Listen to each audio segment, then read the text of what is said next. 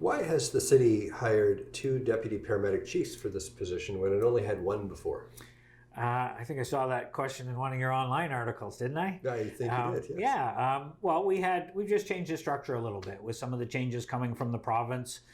We did have 1 deputy chief before, but we had 2 commanders.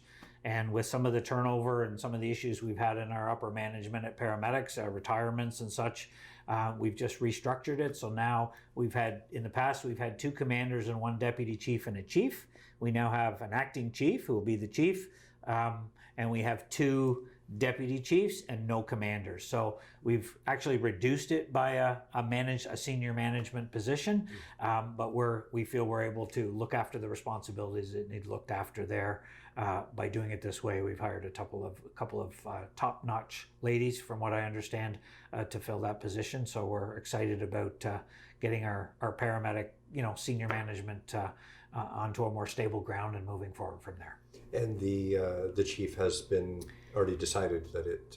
Well, Andrew Rafton is the acting chief after Chief Kirkpatrick Yes. retired. Andrew Rafton has been the acting chief. He is still the current acting chief. He might get designated the role of chief. Can't be acting chief forever, Right. but it'll be for a limited time because he doesn't want to stay in that position forever. And then we'll, in the meantime, recruit for a permanent chief of that position. So we're just not there yet. Okay.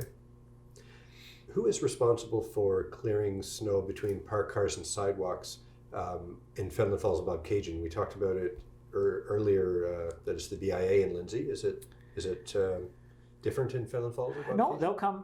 Well, the BIA. There's no BIA in Fenelon Falls or in Bobcaygeon. So only Lindsay has a BIA. So the city clears the sidewalks in Fenelon Falls and Bobcaygeon. Most of the businesses do it. They pitch in and do it themselves. It's in their interest, obviously, to do that. And the city clears the snow away.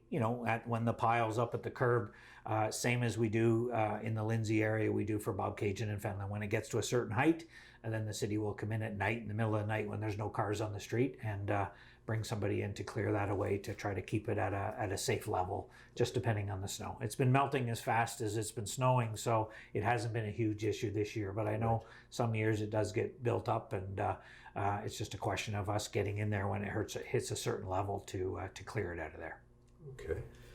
Judy wants to know why Highway 48 is not being plowed fully. There's always about a foot of ice in the lane close to the shoulder, she writes. That foot of highway close to the shoulder needs attention, and I notice other highways have paved shoulder areas. Yeah, we have a level of service on our highways. I mean, 48 is an arterial highway, so I can't comment on the ice. There's a level of service there that should be maintained, and if it's not being maintained, then somebody needs to let us know. Regarding the paved shoulders, all I can say is when we repave, we have a policy now. When we resurface any of our arterial roads moving forward, we are paving all the shoulders at the same time. So Highway 48 is an older highway that hasn't been resurfaced in a while. So obviously the shoulders weren't paved when the province had it before they handed it over to the municipality. We're not going to go in and just pave the shoulders because that's not a cost-effective way to do it. But I know when 48 is up for resurfacing, because it's a main road, the shoulders will get done. And a portion of 48 is in the budget for 2020 to resurface. So I'm going to assume that portion, the shoulders will be done at that time. And then as we continue, it'll get done. But we're not going to do the shoulders separately. That's not a cost-effective way to maintain a roadway. So when you start a highway like Highway 48, you said part of it's in the budget. Does that mean automatically the following year another part will be in the budget? I'm not going to say automatically. I don't know the criteria. It might have been a beat up section of that highway that needs to be fixed right now, and another section isn't as in bad a shape. I know there's a portion of it that that was approved in the budget, and where we go from there is just going to depend on the needs as we move forward. Okay. Brian would like to know, what is our municipal government doing to attract new jobs to the area? Our roads are poorly maintained in the winter, he writes, making it difficult to attract businesses that need supplies delivered or shipped on a regular basis.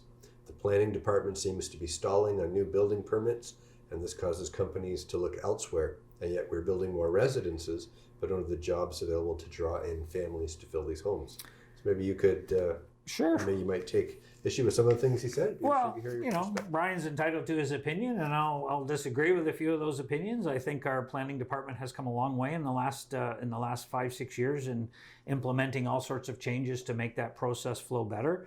I hear from people all the time that say it's a very different experience dealing with them now than it used to be. So I'm encouraged that way. We're not perfect.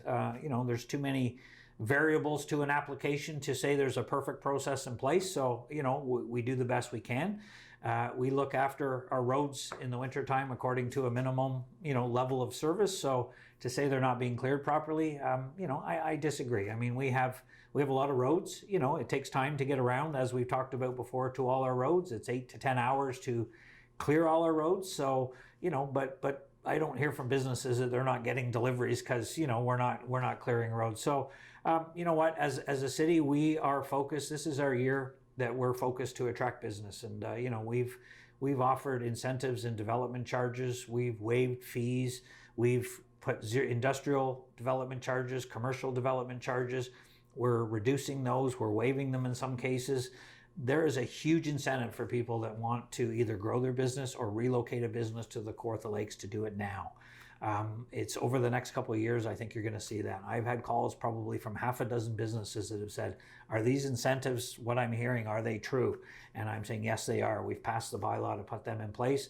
And I'm very encouraged by businesses saying we've been looking to add on to our factory. We're going to do that now. Right now's the time to do it. Other businesses that are looking to start a business or grow an existing business have mentioned that, you know, if that's true, then I'm going to do that as well. So we're hoping that that's sort of the tipping point. And, you know, he's right. We're building a lot of homes and we need that commercial and industrial development to keep up with the home growth. And the more jobs we can create in our community, the more, you know, homes we're going to need, affordable homes that we've talked about before, attainable homes for young working families. And that's a big part of what we're focusing on this year. This year is all about the business of the city, and that's what we're going to talk about in our town hall meetings moving forward. That's what we're going to get feedback from the community, and how do we do a better job at the business of the city, and that's attracting jobs, you know, growth and factories and businesses to our community. And I'm very optimistic that we're going to have a good couple of years doing that.